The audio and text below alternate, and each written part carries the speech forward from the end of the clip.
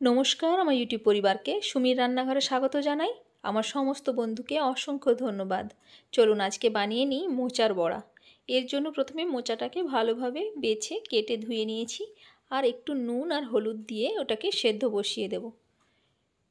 ভালোভাবে সেদ্ধ হয়ে এলে ওটাকে এবার জল ঝরিয়ে প্রথমে আগে ওটাকে সাইড করে রেখে দেবো ঠান্ডা হওয়ার জন্য কিছুক্ষণ। আর আজকে আমি এটা বানাবো মুসুরির ডাল দিয়ে। ডালটাকে 1 ঘন্টা আগে ভিজিয়ে দিয়েছি।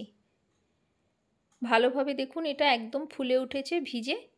এবার এটার একটা ব্যাটার বানিয়ে নেব। এটা বেসন দিয়েও ভাজা যায়, কিন্তু বেসনের থেকেও এই মুসুরির ডাল দিয়ে যদি এই মোচার বড়া ভাজা যায় এর টেস্ট কিন্তু দারুণ হয়। প্রথমে আগে কলাইটার একটা ব্যাটার বানিয়ে নেব। খুব বেশি জল দিয়ে বাটবেন না, তাহলে কিন্তু একদম পাতলা হয়ে যাবে। এবার ব্যাটারটাকে একটু খালি হাতে ফেটিয়ে নিতে হবে। এর মধ্যে এখন কিচ্ছু দেব না, শুধু এমনি ফেটিয়ে নেব যাতে এটা একটু ফ্লাফি হয়ে যায়। এমনিতেও ডাল জাতীয় জিনিসগুলো দেখবেন একটু ভালো করে ফেটিয়ে নিলে খুব হালকা হয়ে যায়। আর আজকের মধ্যে দেব শুধু পেঁয়াজ আর শুকনো লঙ্কা। ওগুলোকে সামান্য একটু ক্রাশ করে নেব গ্রাইন্ডারের মধ্যে, খুব বেশি পিনট করব না। এবার ওটাকে ব্যাটারের মধ্যে দিয়ে দিচ্ছি।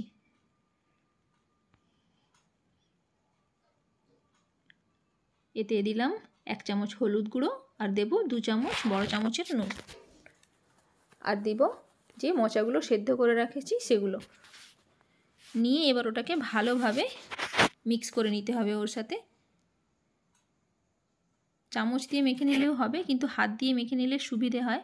আমি প্রথমটা চামচ দিয়ে মেখেছি, তারপরে হাত দিয়ে ভালো করে ওটাকে মেখে নিয়েছি।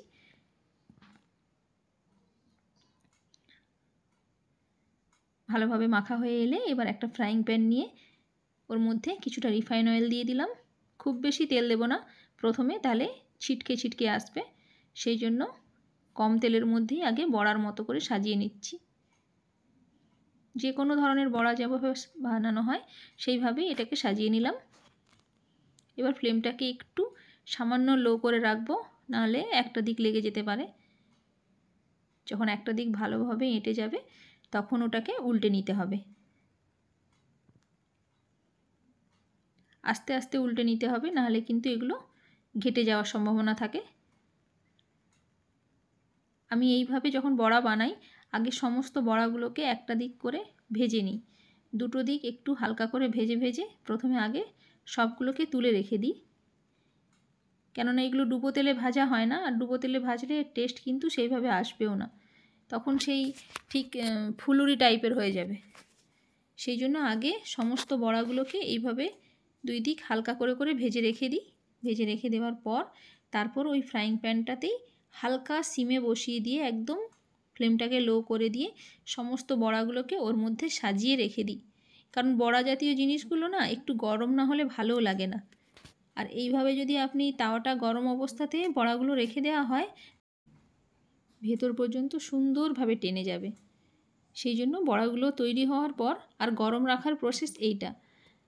তাওয়াটাকে একটু হালকা করে একদম ফ্লেমটাকে কমিয়ে দিয়ে শুধু বড়াগুলোকে সাজিয়ে মাঝে মাঝে একটু উল্টে নিতে হবে, আর খাওয়ার সময় গরম গরম সার্ভ করতে হবে। বন্ধুরা, যদি ভালো লাগে লাইক করে দেবেন, চ্যানেলটিকে সাবস্ক্রাইব করে দেবেন, কমেন্টে অবশ্যই জানাবেন কেমন হলো। ভালো থাকবেন, সুস্থ থাকবেন।